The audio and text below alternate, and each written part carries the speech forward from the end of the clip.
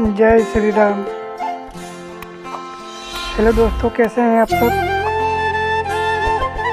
अभी ये जो आप देख रहे हैं वीडियो, ये हमारे गांव का है।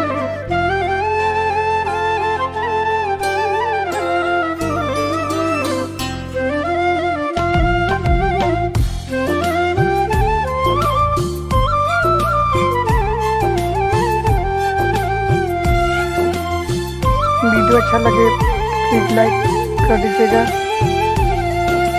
और ऐसा ही वीडियो देखने के लिए मेरे चैनल को सब्सक्राइब कीजिए।